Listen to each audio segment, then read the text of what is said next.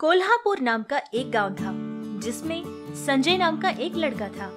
संजय जब 10वीं क्लास पढ़ रहा था तब उसके माता पिता का एक एक्सीडेंट हो जाता है जिसमें वो दोनों ही मर जाते हैं। तब से लेकर उसकी बहन की सारी जिम्मेदारी उस पर आ जाती है, क्योंकि संजय की एक छोटी बहन भी थी जिसका नाम रिया था। रिया अभी 7वीं क्लास पढ़ रही थी। कहने के लिए तो संजय बहुत छोटा था, लेकिन उसकी, उसके बहन की और उसके पूरे घर की जिम्मेदारी उसके कंधों पर आ गई थी। अब वो हमेशा यही सोचता रहता था कि वो अपनी बहन का ख्याल कैसे रखे और उसको कैसे पढ़ाए। वो हमेशा यही चाहता था कि उसकी छोटी बहन को कभी किसी चीज की कोई कमी न हो। इसलिए वो एक छोटे से होटल में चला जाता है वहाँ काम करने के लिए। उससे सोचता है कि जितना पैसा उसे मिलेगा उसमें उसके परिवार का पोषण भी हो जाएगा और उसकी छोटी बहन की पढ़ाई भी पूरी हो जाएगी।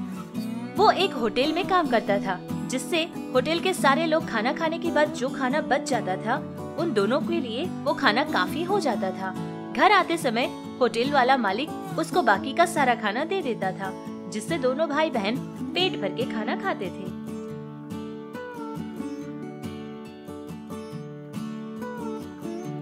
अरे अरे रिया, संभल के आओ। और क्या बात है, इतनी खुश क्यों लग रही हो आज?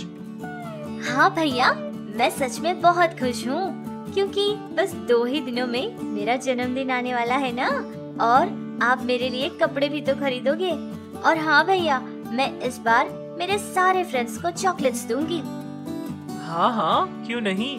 मेरी बहन के लिए उसका भाई नए कपड़े जरूर खरीदेगा, और तुम्हें और तुम्हारे फ्रेंड को चॉकलेट्स नहीं बल्कि बिरयानी बनाकर खिलाएंगे, ठीक है? क्योंकि मेरी बहन का जन्मदिन जो है हम खूब धूम से मनाएंगे। अरे रिया, क्या हुआ? तुम रो क्यों रही हो?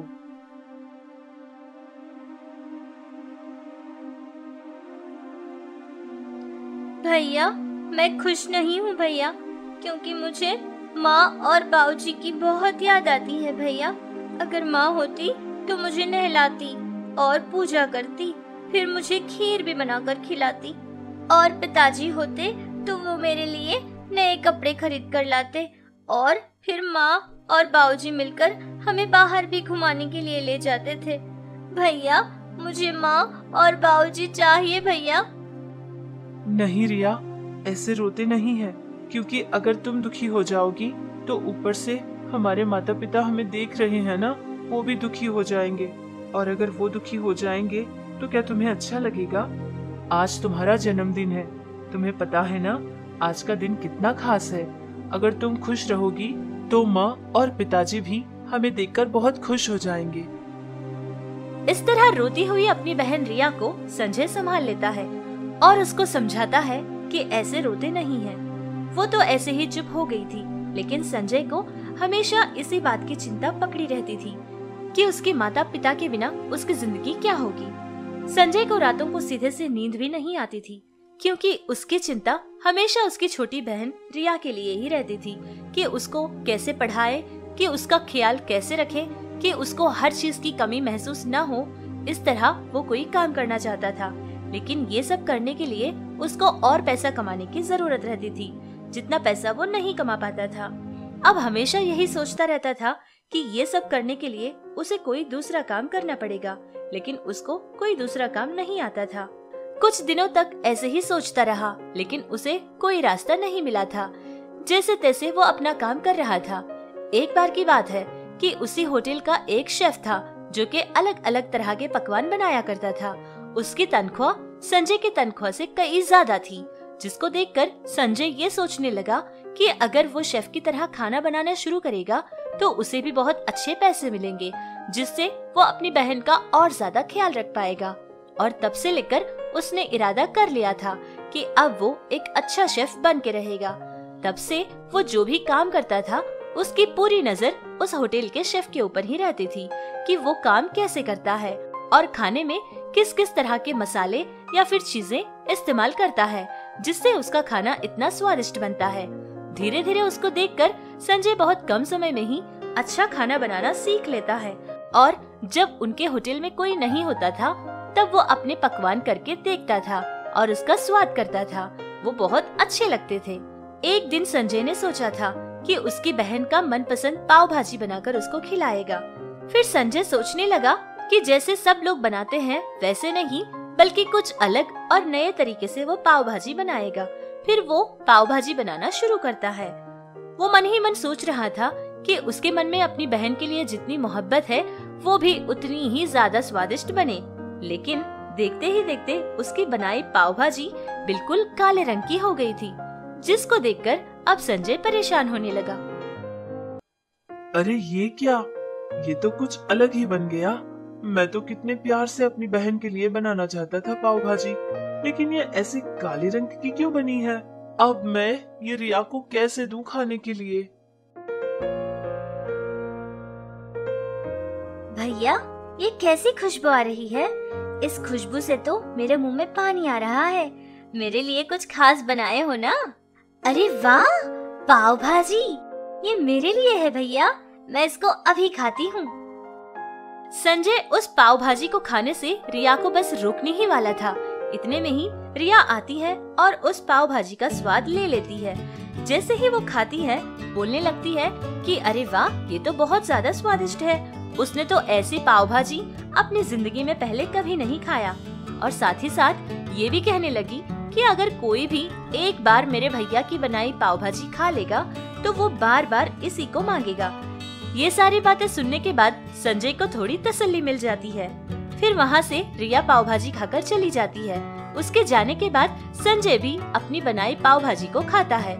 फिर उसको ये लगने लगा कि जितना रिया उसकी तारीफ कर रही थी वो सब सच है, क्योंकि पाव भाजी का स्वाद सच में ही बहुत ज्यादा अच्छा था, जिसको देखकर वो बहुत खुश हो जाता है और मन ही मन ये सोचकर भी बहुत खुश होता है कि उसकी बहन बिल्कुल उसकी माँ की तरह संजय की तारीफ कर रही है। ऐसे ही कुछ दिन गुजर जाते हैं। फिर एक दिन की बात है कि संजय जिस होटल में काम कर रहा था, उस होटल के कुछ कस्टमर्स आकर पाव भाजी का ऑर्डर देते हैं, लेकिन तब तक होटल का शेफ नहीं पहुंचा था और उसने होटल को फोन लगाया और बोला कि उसके होटल पहुंचने तक थोड़ी देर हो जाएगी।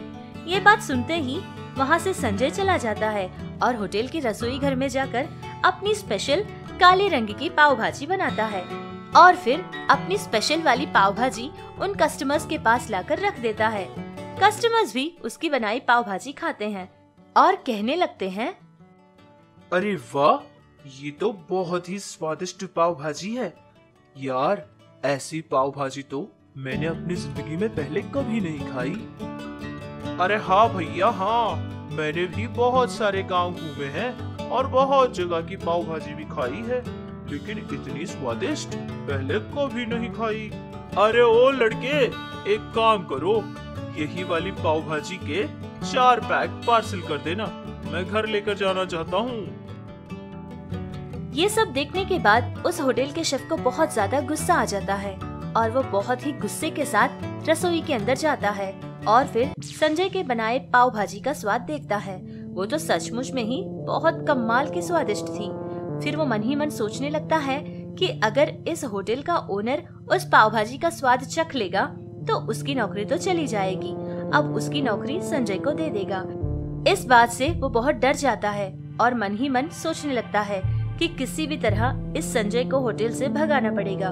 फिर जो पाव भाजी उसने बनाई थी उसके अंदर एक कॉकरोच को डाल देता है और फिर बाहर आकर जोर जोर से चिल्लाने लगता है कि ये तुमने क्या किया, ऐसे कौन कॉकरोच डालकर खाना बनाता है। और फिर ये भी पूछने लगा कि बता, सच बता कि तुझे ऐसा करने पर किसने मजबूर किया, किसके पास पैसा लेकर तू हमारे होटल की इज्जत निकालने पर तुला हुआ है। ये सब कह कहकर चिल्लाने लगा। बेचारा मासूम सा संजय बहुत ही परेशान था।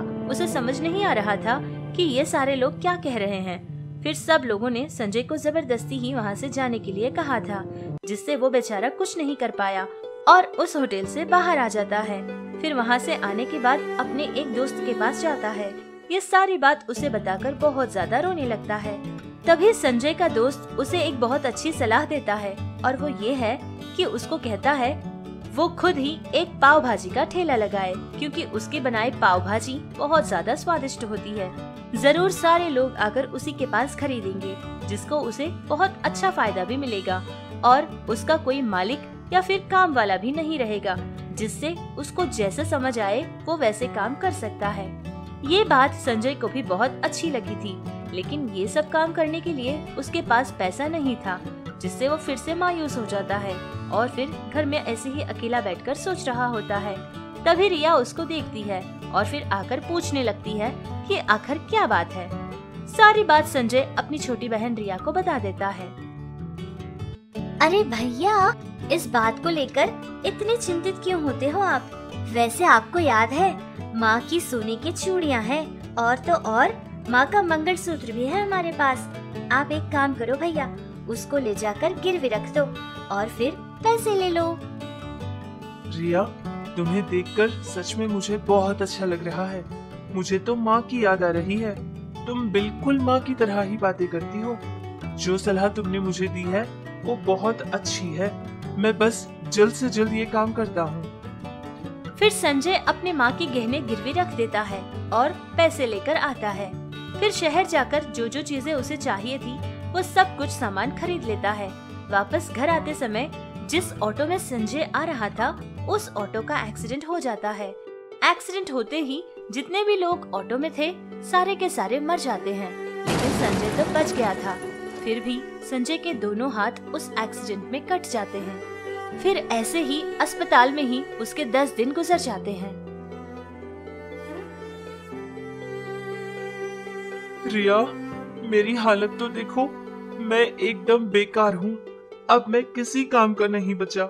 मैंने सोचा था कि तुम्हें पढ़ाऊंगा, लिखाऊंगा, तुम्हें बड़ा करूंगा। मैं तुम्हारा बहुत ख्याल रखना चाहता था, कभी किसी चीज की कमी नहीं होने देना चाहता था। लेकिन देखो ना, आज मेरी वजह से तुम्हें किस हाल का सामना करना पड़ रहा है। मुझे माफ कर दो मेरी बहन। नहीं भैया, ये आप कैसी बातें कर रहे हो? आप कभी बेकार नहीं हो भैया। आप हमेशा मेरे हीरो हो और हमेशा आप हीरो ही रहोगे। अगर आप ऐसे दुखी हो जाओगे तो कैसे चलेगा भैया? मुझे बहुत अच्छे स्कूल में भी तो आपको ज्वाइन करवाना है ना। अगर आप ऐसे हिम्मत हार जाओगे तो माता पिता को भी बुरा लगेगा। हम अपना काम जरूर शुरू करेंगे भैया। आपकी वो स्पेशल वाली पाव भाजी कैसे बनाते हैं आप मुझे समझा दीजिए। मैं सारा काम संभाल लूंगी भैया। और हमें ऐसे दुखी नहीं होना है भैया। वैसे माँ और बाऊजी भी है ना, हमें ऊपर से देख रहे होंगे और उनका आशीर्वाद हमारे साथ हमेशा होगा। हमें कभी हिम्मत नहीं हारना चाहिए भैया।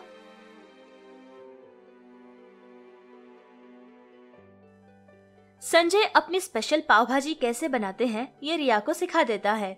फिर वो लोग अपना काम शुरू करते हैं। देखते ही देखते उनका काम बहुत अच्छा चलने लगा। सारे लोग पाव भाजी खरीदने के लिए उन्हीं के पास आया करते थे, क्योंकि उनकी बनाई पाव भाजी बहुत ज्यादा स्वादिष्ट रहती थी। और उनके पाव भाजी के ठेले के पास हर रोज एक लड़की आकर उनसे खरीदा करती थी, जिसका नाम श्वेता था। श्वेता एक बहुत अच्छी लड़की थी और बहुत दिनों से संजय और रिया को देख रही थी कि उनके दोनों का प्यार कैसा है, दोनों भाई बहन कितनी मेहनत करते हैं। ये सब देख देख कर वो धीरे धीरे संजय को पसंद करने लगी, क्योंकि श्वेता का भी इस दुनिया में कोई नहीं था। अब वो धीरे धीरे संजय से प्यार करने लगी और संजय को आकर बताती है कि वो उसे चाहने लगी है और उससे शादी भी करना चाहती है। लेकिन संजय इस बात के लिए साफ इनकार कर देता है, क्योंकि वो लड़की देखने में बहुत अच्छी थी, लेकिन संजय दोनों हाथ खो बैठा था। श्वेता रिया को भी ये सारी बात बता देती है। रिया को श्वेता बहुत अच्छी लगी थी। फिर अपने भाई को बहुत ज्यादा समझाती है और जबरदस्ती करती है कि वो श्वेता से शादी कर ले। फिर ये सब कुछ देखने के बाद संजय को भी ये लगने लगा कि शायद उसकी छोटी बहन ठीक ही कह रही है।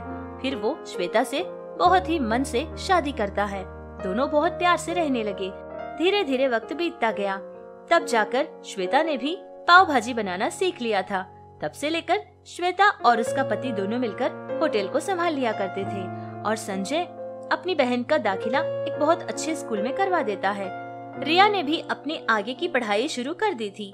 संजय और रिया के माता पिता ऊपर से सब कुछ देख रहे थे और उनको आशीर्वाद भी देते रहे, जिससे उनका काम बहुत जोरों शोरों से चलने लगा। उन लोगों ने बहुत बड़ा होटल भी लगा लिया था, जिससे उन लोगों की जिंदगियां बहुत अच्छी तरह बदल गई थी।